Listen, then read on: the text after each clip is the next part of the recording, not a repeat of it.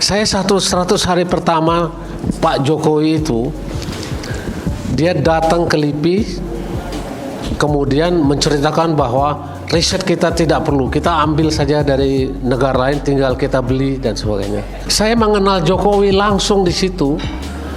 20 menit kemudian dia mengumumkan di sana, saudara-saudara peneliti LIPI, saudara harus ingat bahwa tahun depan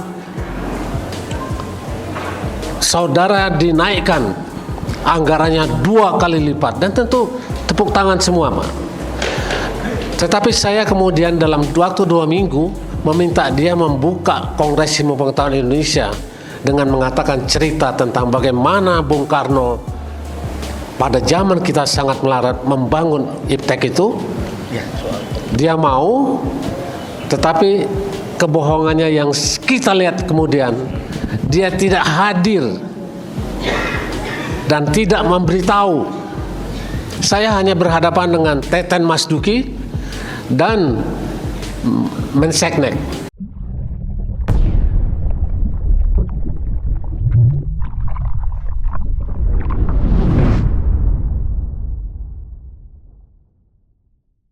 Anwar, dan saya minta Dr. Tifauzia Tias Suma untuk menyampaikan elaborasi tentang apa yang harus kita lakukan ke depan.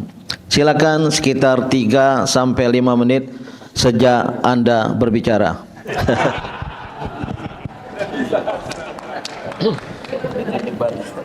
Assalamualaikum warahmatullahi wabarakatuh. Saya pertama-tama ingin menyampaikan keprihatinan, sebetulnya menindaklanjuti ratusan, dan itu melibatkan ribuan profesor di seluruh Indonesia yang sudah memasalahkan masalah ini. Keprihatinan ini disebabkan oleh matinya kebebasan mimbar dan kebebasan akademik. Di dalam proses pemilu, maka satu suara profesor dan satu suara rakyat itu disamakan.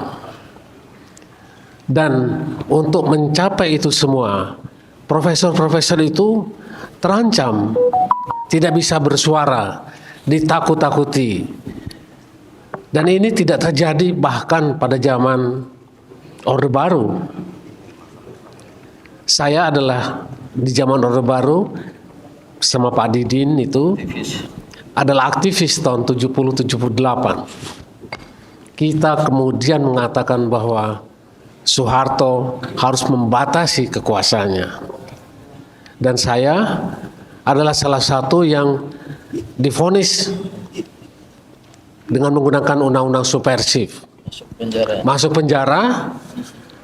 Dan itu kalau ditanyakan pada adik-adik sekarang banyak tidak tahu itu, karena begitu masuk penjara maka kita dipendam. Nah, keadaan ini melebihi daripada keadaan tersebut, di mana para profesor itu hanya sekedar diancam tunjangan dan segala macam, itu membuat mereka tidak berani. Inilah yang paling berbahaya. Padahal yang kita hadapi adalah persaingan pada 2045. Apa yang kita banggakan sebagai negara di dalam G20? Saya mengajak untuk melihat semua data-data tentang kemampuan inovasi, kemampuan riset, jumlah peneliti dan sebagainya yang hilang. Jadi kalau semua kita dipertontonkan terhadap temuan-temuan yang diterapkan dari Cina, itu adalah suatu hal yang sangat menyedihkan, Pak Roy. Saya 100 hari pertama Pak Jokowi itu, dia datang ke LIPI, kemudian menceritakan bahwa riset kita tidak perlu, kita ambil saja dari negara lain, tinggal kita beli dan sebagainya. Saya cuma minta sama dia, Pak, tolong luangkan waktu untuk Bapak datang ke lab-lab kami. Itu IRRI merupakan pusat riset beras yang ditaruh di...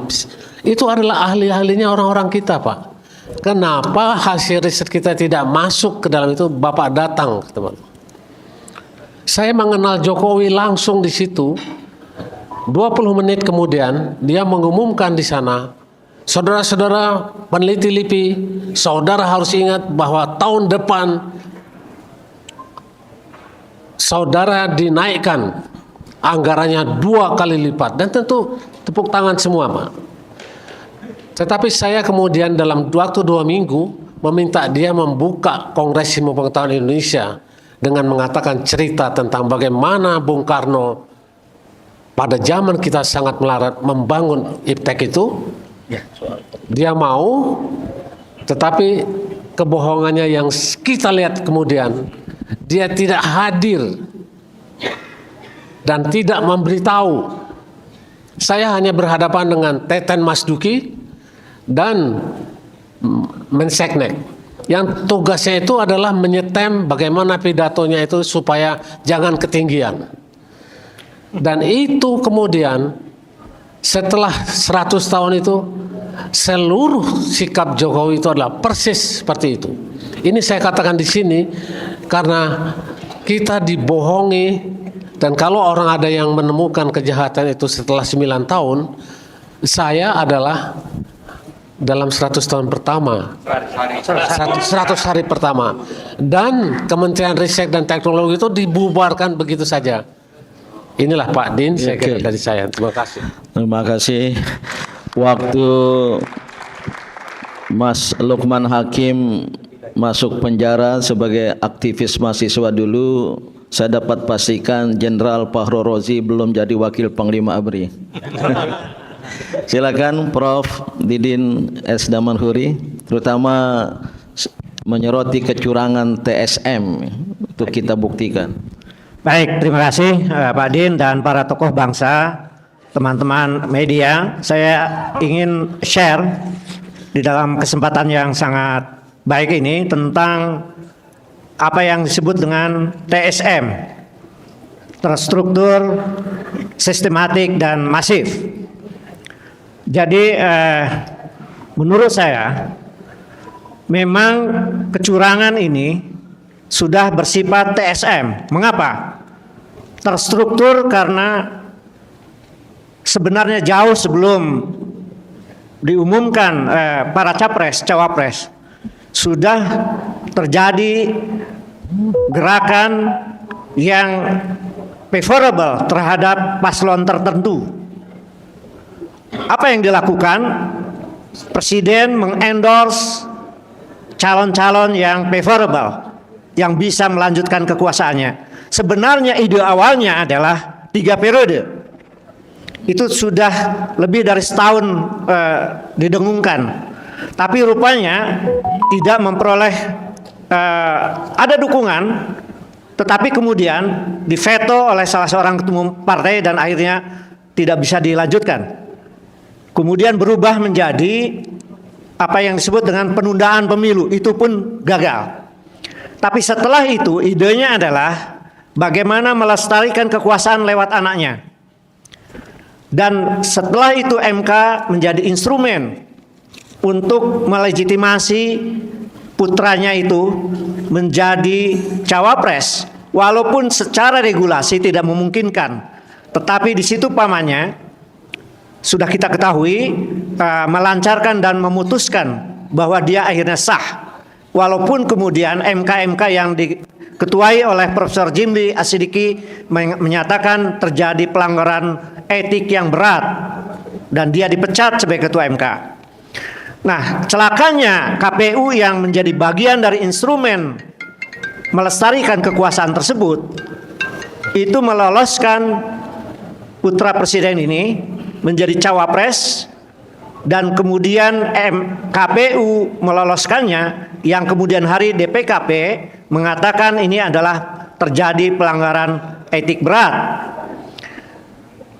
Kemudian presiden dan seluruh aparatus negara memobilisasi seluruh aparat, baik itu oknum TNI Polri, kepala-kepala dinas sampai ke kepala desa untuk memenangkan paslon nomor 2 tersebut.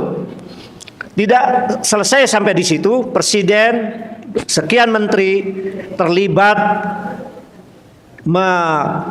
membagikan bansos baik berupa tunai maupun beras secara sangat vulgar dan mengatasnamakan itu adalah bantuan personal.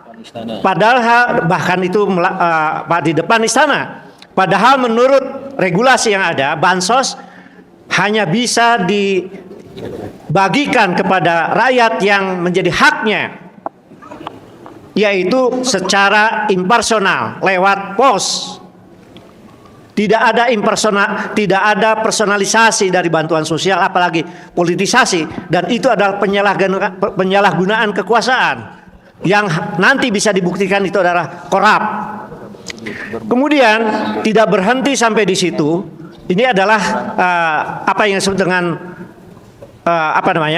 terstruktur, adalah mobilisasi kepala-kepala dinas sampai kepala desa sampai malam tanggal 14 sampai subuh.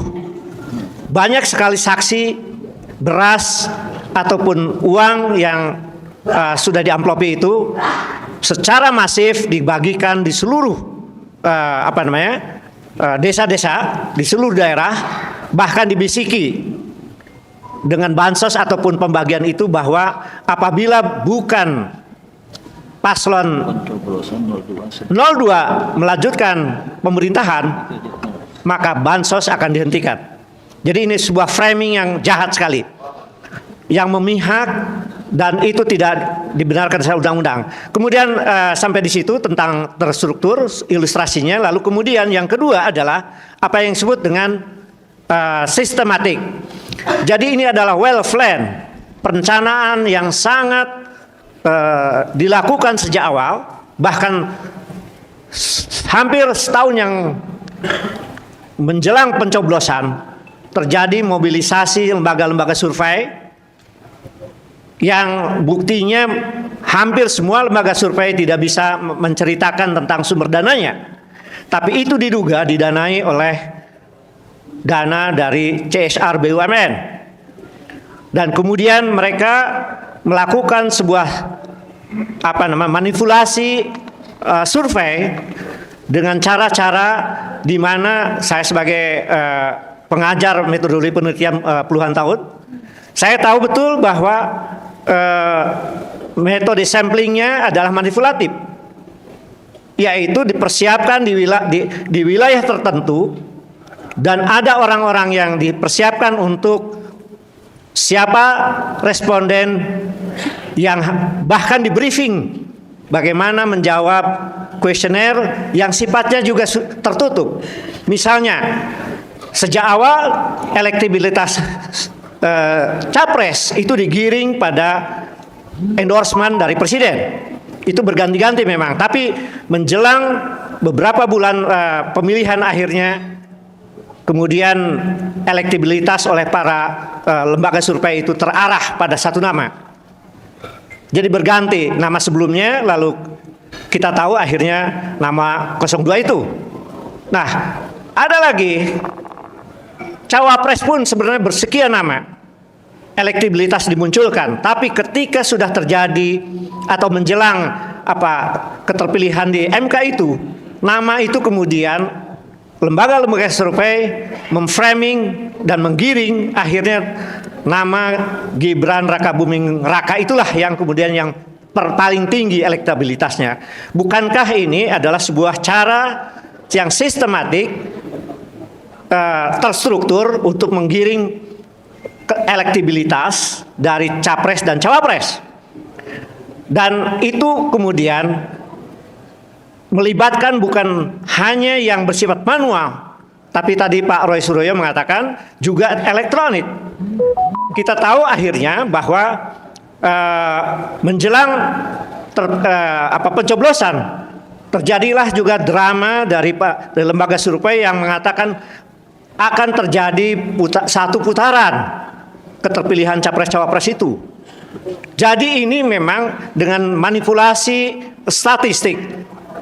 Profesor Andi Hanikem Nasution mengatakan bahwa statistik itu adalah tongkat mencari kebenaran, tetapi dia bilang juga mengatakan bisa juga tongkat mencari pintu kejahatan. Jadi ini adalah kejahatan yang terstruktur dan sistematis. Terakhir,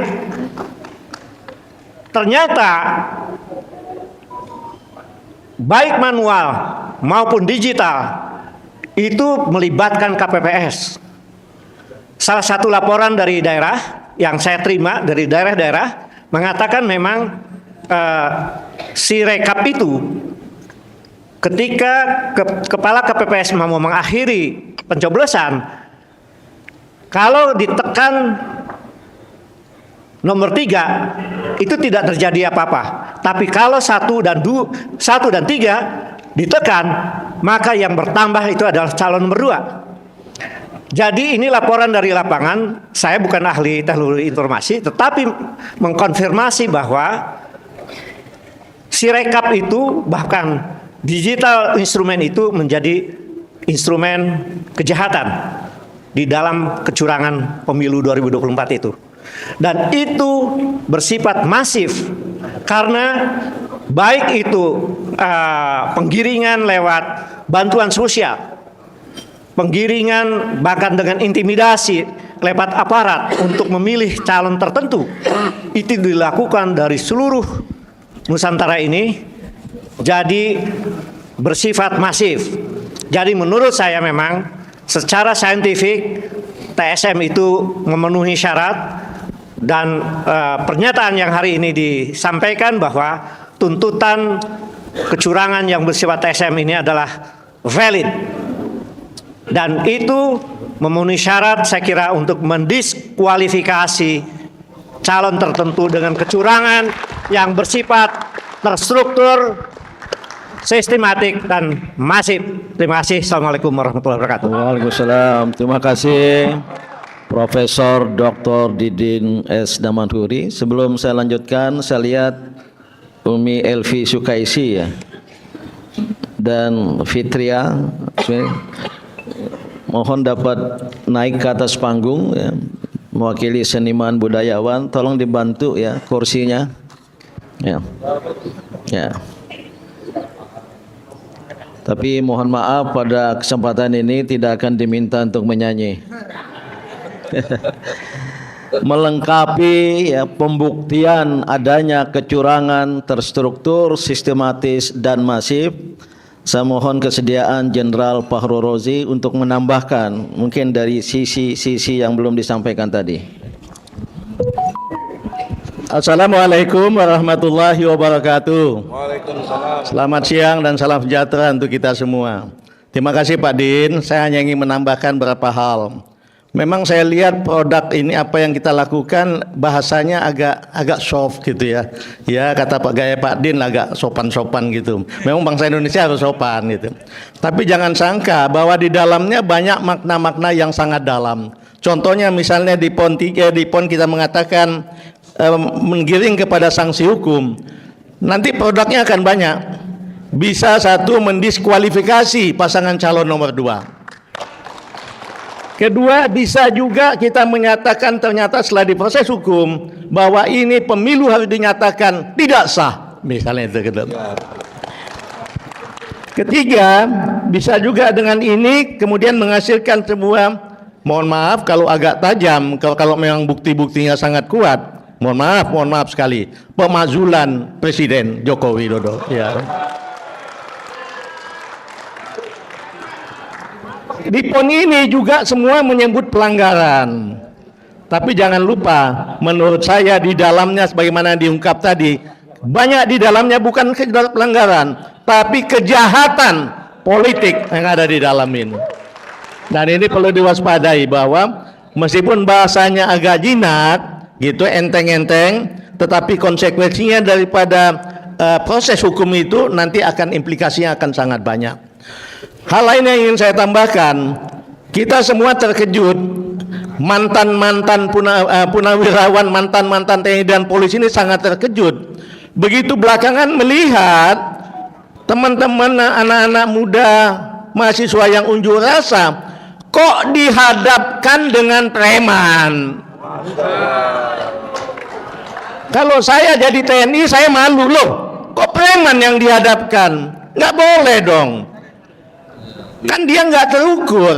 Dia kan nggak punya aturan perundang-undangan yang menggembleng mentalnya seperti tentara. Dia bisa seenaknya. Kalau ada alasan, wah Pak, pihak kita juga boleh demo silakan. Itu gunanya polisi, itu gunanya tentara menjaga. Kamu mau demo dukung Jokowi silakan di sana. Kamu mau memprotes Jokowi Presiden silakan di sini. Kami jaga, tidak akan boleh ada bersentuhan. Itu tugasnya tentara. Itu tugasnya polisi. Tetapi kalau mengadu antara pengunjuk rasa dengan preman, menurut saya itu sebuah kejahatan yang perlu diusut lebih lanjut. Di FKP 3 itu di saya di teman-teman ada Purnawirawan TNI, ada Purnawirawan Polisi. Nah, FKP 3 itu Forum Komunikasi Purnawirawan TNI Polri untuk Perubahan dan Persatuan. Di sana ada TNI, ada polisi. Sebelum saya tutup, ada teman saya yang polisi bisa mungkin menambahkan sedikit. Namanya Ugro Seno, pangkatnya bintang 3, jabatannya terakhir mantan Wakapolri. Silakan Pak Ugro Seno. Ya, Silakan Pak. Soal bab preman tadi itu. Mohon izin Pak Din, bentar. Terima kasih Pak Jenderal Farul Razi, Bapak-bapak Ibu sekalian. Assalamualaikum warahmatullahi wabarakatuh. Saya begitu diundang acara ini, saya cari-cari referensi. Jadi begitu saya lihat judulnya Pak, di sini gerakan pemilu bersih. Jadi kalau gerakan pemilu bersih berarti komisioner KPU-nya bersih, Bawaslu-nya bersih, ya kan? Kemudian KPP bersih, ya kan? PPK-nya bersih, semuanya bersih. Polisinya juga bersih, tentaranya bersih, presiden pun harus bersih. Nah, itu. Jadi bersih ini artinya luas, ya.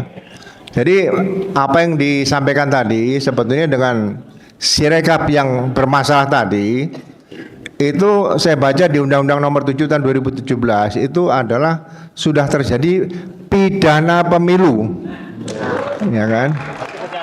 Nah, jadi biasanya kalau di KUHP kan ada kejahatan dan pelanggaran, ini pidana itu bisa kejahatan dan pelanggaran, sehingga menurut saya perlu difokuskan pidana pemilu. Sebetulnya Bawaslu harus turun dengan adanya sentra Gakumdu. Kalau di pusat itu dari Bawaslu pusat, kemudian ada Kejaksaan Agung dan Mabes Polri, di provinsi juga ada Bawaslu daerah, kemudian Kapolda dan Kejaksaan Tinggi, dan itu di tingkat kabupaten juga ada. Sehingga kesalahan dalam Sirekap tadi, kalau itu sudah merupakan pidana pemilu, harusnya Gakumdu tadi membuat laporan, ditangani langsung, dan pusat server itu harus di Pulau lain untuk dilakukan penyidikan. Nah, ini belum pernah dibikin simulasi. Di Pulau lain diadakan penyidikan, bukan dikoreksi. Sebagai contoh, misalnya ada pencurian mobil, setelah mobilnya dikembalikan, pidananya sudah terjadi. Jadi jangan seperti itu. Pembunuhan, nyawanya hilang, nyawanya kembalikan, tetap pidana terjadi, tapi nyawa nggak bisa dikembalikan. Jadi ini analoginya, kalau pidana sudah terjadi perbuatan itu, polisian ditindak. Jadi saya ingin membangunkan Gakumdu ini bukan hanya duduk manis di ruangan AC, tapi sudah bertindak. Tidak perlu menunggu laporan dari para kontestan, dari masyarakat. Jadi aktif atau proaktif, ya. Jadi saya mengingatkan karena Polri yang saya cinta ini, ya kalau dulu sebutannya Intel itu kan Intel Pampol, Intelijen Pengamanan Kepolisian. Sekarang namanya Intelkam, Badan Intelijen Keamanan Negara. Ya, di reserse juga ada namanya Kamnek, Keamanan Negara. Sehingga ini saatnya lah Polri misalnya berperan, tapi sekarang yang berperan adalah Gakumdu, 3 unsur tadi. Ya, mudah-mudahan setelah saya bicara ini bisa diberdayakan maksimal. Segera bikin laporan, langsung Pulis lain periksa, panggil ahli. Nah, audit forensik di situ menguatkan, ya. Langsung disidang seperti KPK. Jadi jaksanya sudah ada, hakimnya juga hakim pemilu. Kalau ditambah lagi nanti di amandemen undang-undangnya nomor 7 2017 ada pengadilan pemilu seperti itu. Itu saja, sekian dari saya. Terima kasih. Wassalamualaikum warahmatullahi wabarakatuh.